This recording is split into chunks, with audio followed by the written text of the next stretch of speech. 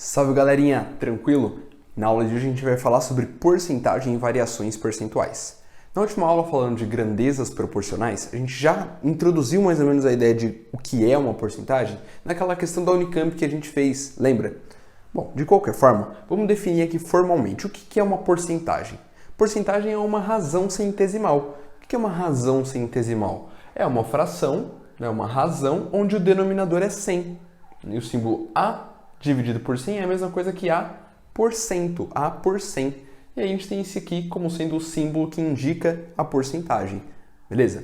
Para a gente calcular a porcentagem, a gente tem que se lembrar sempre que 30%, aqui nesse caso, 30%, é sempre relativo a alguma coisa. Você tem que relacionar essa porcentagem com algum valor, tem que ter uma referência. Então, 30% de o quê? De 850. É tranquilo fazer essa conta, porque na matemática esse D aqui vai indicar para a gente a operação de multiplicação. Então isso aqui nada mais é do que 30% vezes 850. 30% sendo 30 dividido por 100 vezes 850. Esse é o resultado que a gente está procurando. E aí a gente faz algumas simplificações, Simplifica esses zeros aqui e esses dois zeros aqui. Sobra para a gente só o 3 vezes 85, que vai dar 255, certo? Então, 30% de 850 é 255.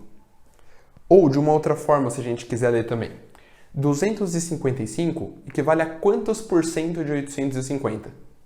30%. Vale o caminho de ida e vale o caminho de volta. E aí, eu vou te mostrar aqui embaixo um método prático para a gente reconhecer como que a gente faz o processo de volta também. Percebe que na nossa equação aqui, a gente tinha uma porcentagem de uma referência, dando para a gente um valor final aqui, tudo bem? Que é uma parte dos 850. Quando a gente quer calcular x% de algum valor total, que é a nossa referência, isso vai ser igual a uma parte, então. E olha só que legal que a gente pode fazer. O x% a gente já descobriu que pode escrever como dividido por 100. Então, isso aqui é x sobre 100. O D vira vezes, o T continua lá e o P continua aqui também. O que eu vou fazer aqui agora é uma associação para você enxergar o seguinte, Se a gente passar o T dividindo para o outro lado, você vai ter x dividido por 100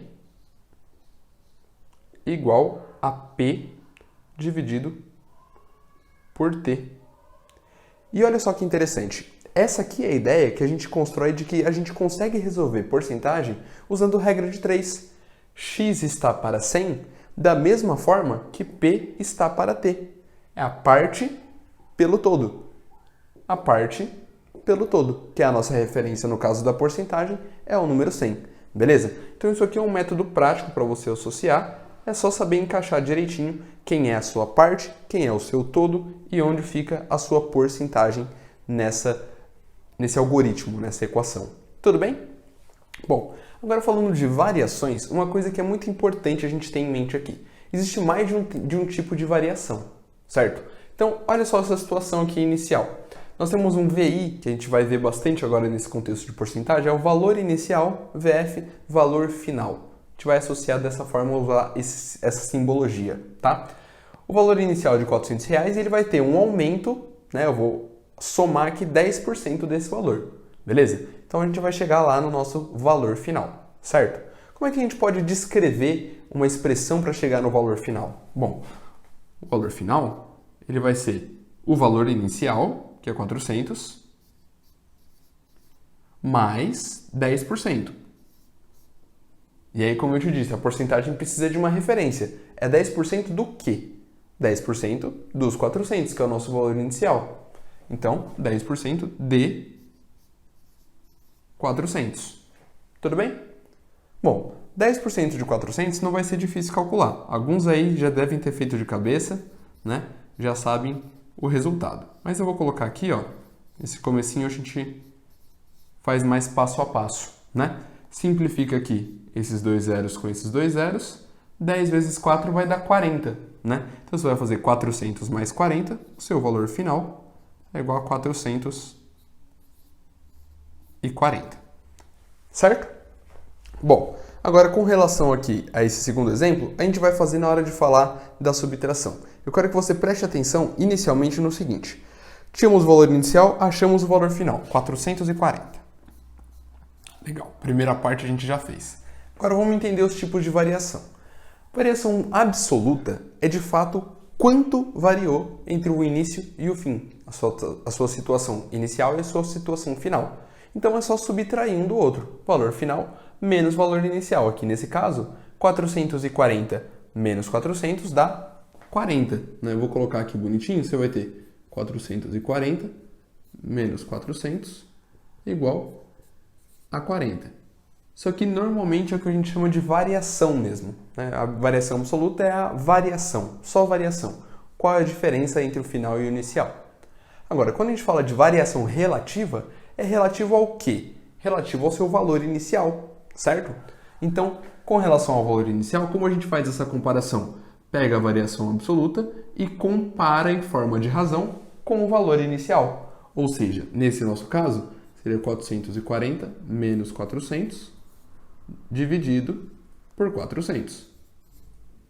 Isso vai dar pra gente 440 menos 400, nós já vimos aqui, 40 dividido por 400. E vamos resolver essa continha aqui agora, hein? Ó, simplifica esses zeros aqui. O 4 a gente também consegue simplificar, isso vira 1 sobre 10. Que é a mesma coisa que 0,1 ou 0,10. É a mesma coisa, tudo bem? Então, essa aqui é a nossa variação relativa, 0,10 ou 0,1, certo? Bom, agora olha que interessante. A variação relativa percentual nada mais é do que você pegar a variação relativa e transformar ela em porcentagem. Lembra que a gente falou sobre soma zero? Colocar e tirar a mesma coisa na nossa expressão para poder fatorar ela? Lembra que a gente falou que na equação a gente precisa manter um equilíbrio? Então a gente pode somar a mesma coisa dos dois lados? E no contexto das grandezas proporcionais, a gente podia multiplicar por 1, ou seja, multiplicar em cima e embaixo pelo mesmo valor? Bom, é exatamente o que significa multiplicar por 100%, não é?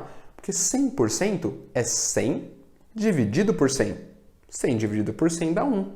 Então não faz diferença para a nossa grandeza fazer essa comparação aqui. A gente só está transformando numa porcentagem, beleza? Então, eu vou poupar a primeira parte do cálculo. Essa parte aqui é igual à nossa variação relativa. Eu já vou colocar aqui 0,10 vezes o 100%. E aí perceba que aqui a gente tem uma multiplicação de potências de base 10, né? Ou se você quiser pensar, quando a gente multiplica por 100, a vírgula anda duas casas para a direita. Então isso aqui vai virar 10 e o porcento a gente mantém aqui, ó. Exatamente a variação percentual que a gente queria, né, desde o começo. A gente impôs que fosse 10% a taxa. Então, a variação relativa ao percentual deu os 10%. É um método para que a gente possa calcular, caso ele não tenha dado para a gente a porcentagem. Deu para a gente só o valor inicial e o valor final. Beleza? Agora, na situação de diminuir uma determinada porcentagem, o processo é exatamente o mesmo. Só que aqui, ao invés de somar, a gente vai subtrair. Olha só, o valor final aqui, ele pode ser escrito em função do inicial, você vai partir dele, e vai tirar, vai tirar 25%. Tirar 25% de quanto? De 300, que é o nosso valor inicial. Então, vezes 300. Beleza? Vou transformar isso aqui na fração. O valor final é igual a 300 menos 25 sobre 100 vezes 300. Simplifica de novo esses zeros aqui, ó. 3 vezes 25 vai dar 75. Então, 300 menos 75, 225. O valor final igual a 225. Coloca lá, 225 é o seu valor final. Beleza? Aí agora vamos de novo para o quadro das variações. Variação absoluta, como você já entendeu, é a diferença entre o valor final e o valor inicial. Então aqui nessa nova situação, a gente vai ter 225 menos 300, certo? Ai, professor, mas vai dar negativo. Bom, tudo bem. O que aconteceu não foi de fato uma redução? Então, 225 menos 300 vai dar aqui, ó, menos 75. E de fato foi essa a sua variação, né? Você subtraiu 75 dos 300. Assim você chegou no 225. Variação relativa, mais uma vez, vou poupar agora a parte de colocar o VF menos VI, só menos 75 dividido pelo seu valor inicial, que era o 300. Tudo bem? E aí, fazendo as devidas simplificações aqui, ó, a gente encontra aqui quanto vale esse 75 sobre 300. Quer ver uma conta rapidinha? 300 é a mesma coisa que 4 vezes 75. 75 mais 75 dá 150. 150 mais 150 dá 300. Então, se a gente dividir por 75 em cima e embaixo, isso vira 1/4. Então, isso aqui, ó, menos 1 sobre 4. E 1/4 é a mesma coisa que 0,25. Se a gente fizer essa continha aqui, então vai dar menos 0,25. Como a gente já estava esperando, né? E aí, para transformar em porcentagem mais uma vez, ó, você vai vir aqui, menos 0,25, multiplica por 100%. Lembra que a vírgula vai andar 2 casas para a sua direita. Então, isso aqui vai virar menos 25%.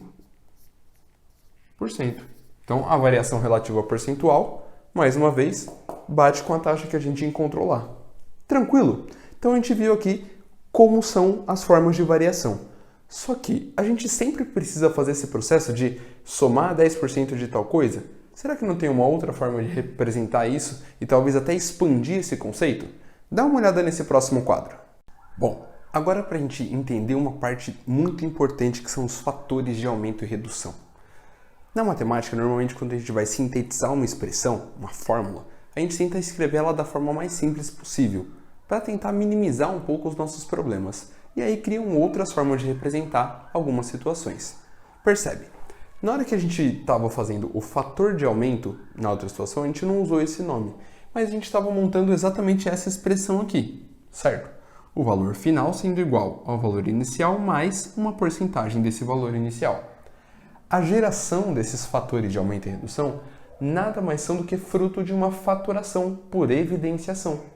A gente vai olhar para esse lado direito da igualdade e ver que tem um fator comum aqui, ó, que é o VI. E eu já vou anotar até nos dois, ó, VI aqui e VI aqui também. Nos dois casos, a gente vai colocar esse VI em evidência e ver o que vai sobrar. Percebe só, quando a gente coloca o VI em evidência nessa primeira expressão, daqui vai sobrar 1, daqui vai sobrar mais P%. Daqui vai sobrar 1 menos P%. E aí lembra que a evidenciação, ela coloca um fator comum aqui do lado de fora do parênteses e lá dentro só fica o que sobra aqui depois que a gente divide por esse valor inicial. Tanto que o processo inverso é a distributiva, lembra? Faz a distributiva aqui, você volta para essa expressão anterior, certo? Bom, como é que a gente analisa isso daqui? Pensa que se você pega um valor inicial e multiplica por um número maior do que 1, aumenta. Se você multiplica por um número menor do que 1, diminui, não é? Percebe? 1 mais P%. Então, estou aumentando uma porcentagem. Fator de aumento. 1 menos P%. Estou diminuindo aqui, reduzindo, certo? Então, fator de redução. Beleza? Então, esses caras aqui, ó, são os nossos fatores, respectivamente, de aumento e de redução. Beleza? E como é que a gente vai enxergar isso de maneira mais prática, num exercício, por exemplo, numa situação cotidiana? Bom, pensa assim. Se você olha para um número que está sendo fator e quer saber se ele é de aumento ou de redução, basta analisar se ele é um número maior que 1 ou menor que 1.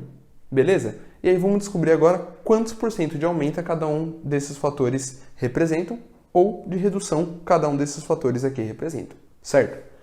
Lembrando que o fator de aumento ele é 1 mais uma porcentagem. Aqui, isso aqui é 1 mais 0,2 ou 0,20, para já ficar mais claro. Para transformar esse cara aqui em porcentagem, a vírgula anda 2 casas para a direita, né? Então, 2 casas aqui significa um aumento de 20%. E, de modo análogo, a gente vai fazer nas outras situações aqui, ó. Isso aqui é 1 mais 0,03 e esse aqui é 1 mais 1,3. Certo? Vou colocar até 1,30 aqui, porque a gente vai andar 2 casas com a vírgula. E aí percebe, isso aqui então, ó, é um aumento de 3%. Isso aqui vai ser um aumento de quantos por cento? Parece estranho falar isso, mas é um aumento de 130%. Significa que o valor mais do que dobrou, certo? É um número maior que 2, multiplica por 2, dobra. Se é um número maior que 2, mais do que dobra, certo? Bom, aqui, agora, os fatores você já consegue ver que são de redução, porque os números são menores do que 1. Agora, quanto de redução? 70% de redução? Cuidado com isso.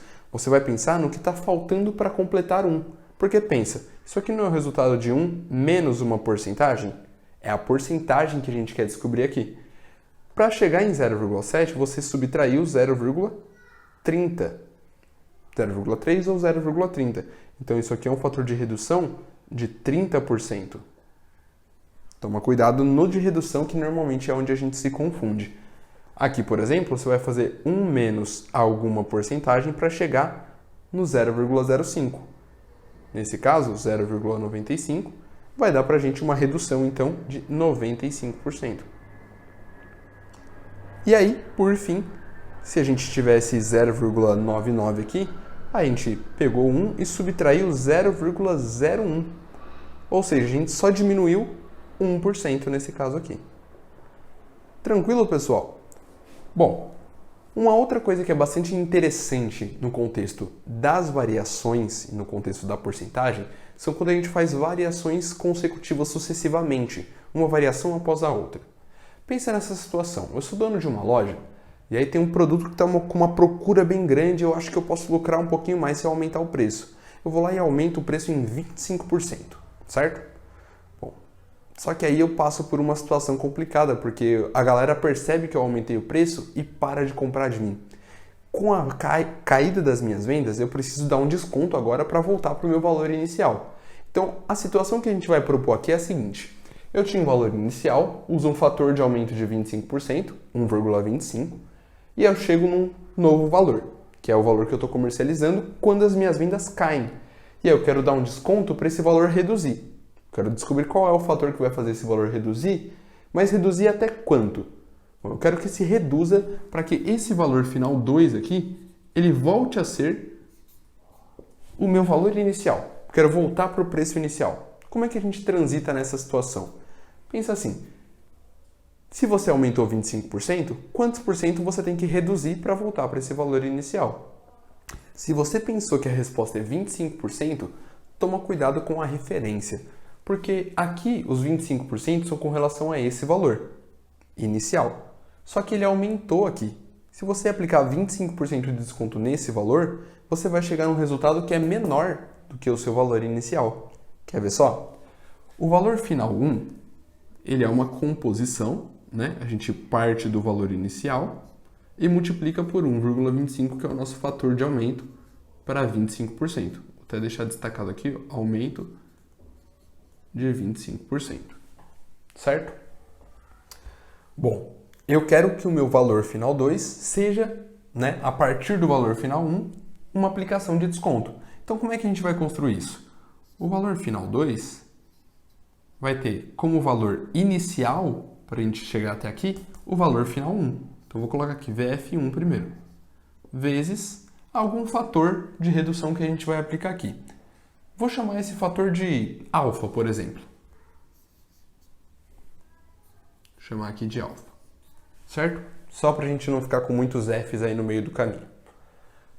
Bom, mas eu quero que o valor final 2 seja quanto? Seja igual ao valor inicial. Então, cuidado com isso aqui. A gente vai fazer uma transição aqui, ó. O valor final 2, a gente quer que seja o valor inicial. E esse valor final 1, a gente vai trocar por uma outra forma de escrevê-lo, que é VI vezes 1,25.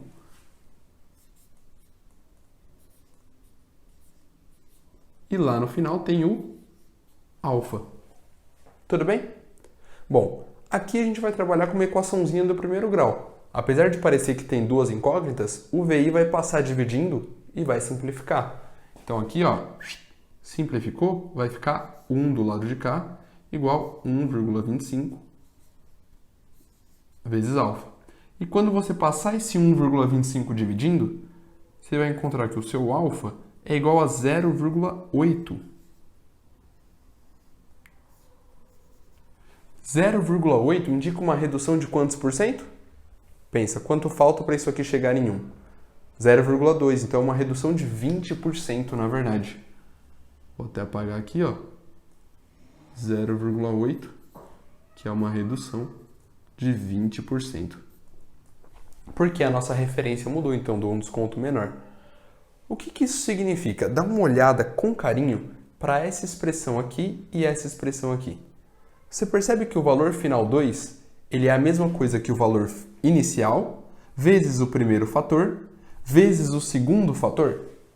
Quer dizer, então, que se a variação é sucessiva, você pode sintetizar ela dessa forma aqui que eu vou colocar no cantinho, ó. O valor final, ele vai ser, a partir do início da situação, a multiplicação por cada um dos fatores que você quiser colocar aqui para aumentar ou diminuir. Basta incluir eles multiplicando na frente do seu valor inicial. Tudo bem? Agora, existe uma situação específica que a gente vai conhecer daqui a pouquinho como juro composto, que é quando as variações sucessivas têm uma taxa constante. Pensa nessa situação. Eu estava meio apertado de grana e pedi R$300 emprestado para um amigo meu. Aí ele me emprestou, mas aí ele falou assim, ó, eu vou te emprestar, mas eu vou cobrar uma taxinha de juros de 3,5% ao ano. Percebe? Ao ano. Esse A aqui pode aparecer em algum enunciado como ao ano. A M seria ao mês. A D poderia ser ao dia. Então, toma cuidado aí e prestar atenção em como essa taxa é apresentada para a gente, tá? E o período que eu tenho para pagar isso é um período de 4 anos, certo? Então, o que a gente faz aqui para eu descobrir quanto eu vou pagar para ele ao todo, né? Quanto vai dar o valor final que ele vai estar recebendo, quanto ele vai lucrar com isso, né? Para a gente encontrar esse parâmetro, a gente percebe que o valor final, como a gente já bem viu, é o valor inicial, vezes o fator de aumento,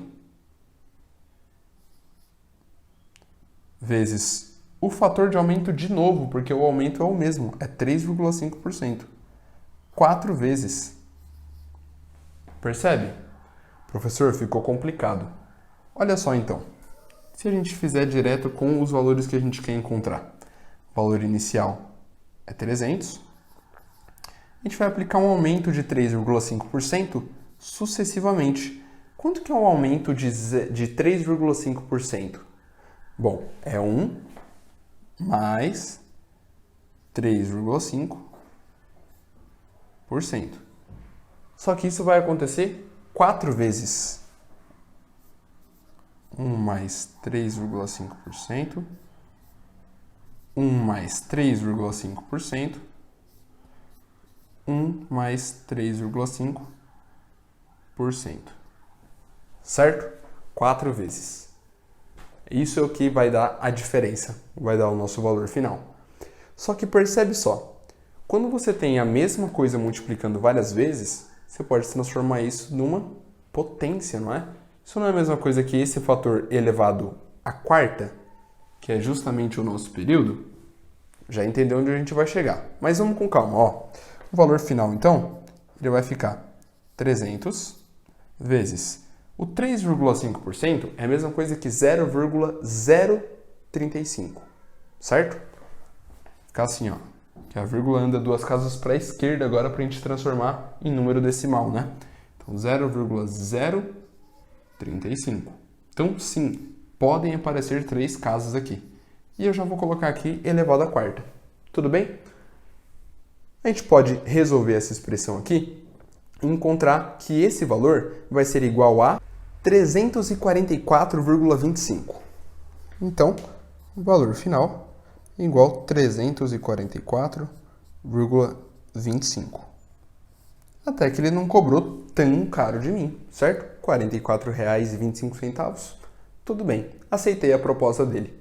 Mas onde a gente quer chegar com isso daqui? Percebe essa composição aqui? É o que gera a nossa fórmula conhecida como a fórmula dos juros compostos, que eu vou escrever aqui nesse quadrinho. Os juros compostos, que são a base de cálculo para a gente encontrar, por exemplo, quanto a gente vai pagar num financiamento, na compra de um carro, na compra de uma casa, coisas assim, juros de cartão de crédito e coisas dessa linha, é tudo baseado em juros compostos, certo? E o juro composto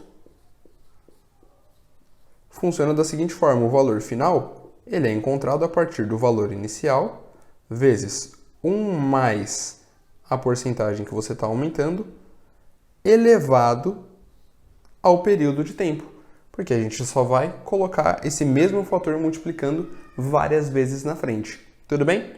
Então, essa aqui é a expressão que gera os juros compostos. Ah, professor, e se for um cálculo de depreciação, né, que está caindo o valor sucessivamente com a mesma taxa? Bom, aí ao invés de mais, você coloca menos aqui nessa expressão. Faz sentido? A nossa aula de hoje ela se encerra por aqui. E na próxima aula a gente vai abordar exercícios envolvendo porcentagem. Falar de lucro, falar de prejuízo e assim por diante. Tranquilo? Não se esqueçam de assistir outras aulas por aí, procura na internet, lista de exercício e vamos praticar para desenvolver cada vez melhor as nossas habilidades. Beleza? Beijinho nos seus corações e até a nossa próxima aventura.